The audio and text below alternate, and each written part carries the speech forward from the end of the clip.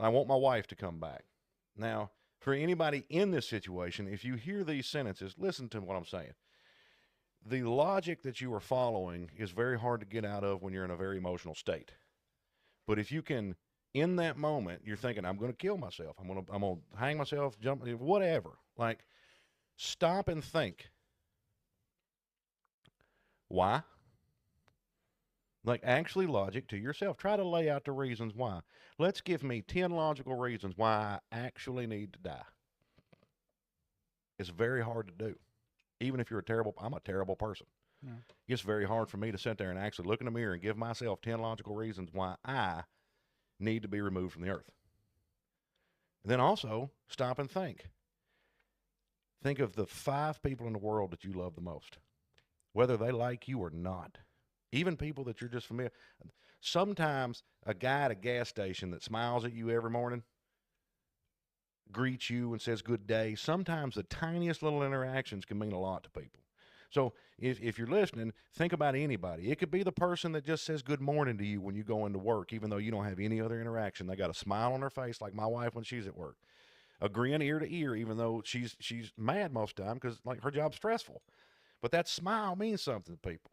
Think of that person and say, if I had the opportunity to be that for somebody else going forward, could I be that person that gives somebody else a reason to want to like wake up and do something? Because a lot of times, if you can take that focus away from your misery and pain and understand that you have the capability of alleviating others, Yeah. it is a huge driving factor to help you. Like, why am I doing this? Yes, I'm miserable, but that doesn't mean everybody else has to be miserable. I can take my misery, put a smile on my face, and help somebody else. You bless somebody else and help somebody else, a lot of times it takes your focus away from your own stupidity and pain. Like, doesn't always work. Seek help. Like, there's thousands of services, there's hotlines, there's people, there's friends. Talk to a stranger. That person that smiles at you every day. This happens to me. I have had people talk to me about stuff like this because I strike up random conversations. Sometimes you got to take a risk. I've had people just drop some heavy crap on me that I barely know. The person that I wave to or talk to at the store every day when I see them at the store, like stuff like that. And they've come out and told me some really messed up stuff. Yeah. And like I've been able to either from that point on give them my phone number and say, hey, call me when you need me. And like I'm serious when I tell people if I give you my number and tell you to call me, I don't care if it's 2 o'clock in the morning. I don't care what time, what day. If you need me, if that phone will ring for me, because I'm not always in service, but like if that phone will ring for me, I will be there for you. If hell or high water, like you can ask my wife. I've had people call. I'm 9:30, 10 o'clock at night. I said, baby, I'm going.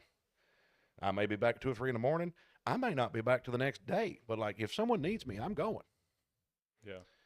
But like that's the thing. Like you think no one cares. Somebody does. And it could be somebody that you wouldn't think, the least in the world. There are people that I run into a guy at the gummy shop the other day. You remember him. Real rough voice, real graspy voice, but always smiling, real chill. Worked at the corner store. We've seen him for years. If I showed you his face, you'd be like, yeah, I know him. But like I would talk to him for 20, 30 minutes every time I, got a chance. Like when I wasn't busy and like store wasn't busy, we sit and chat. I haven't seen him in a year or two. I run into him at the gummy shop the other day. He instantly, when I walked in the door, he's like, brother, what's up? And like we talked, I got to catch up. He's doing good.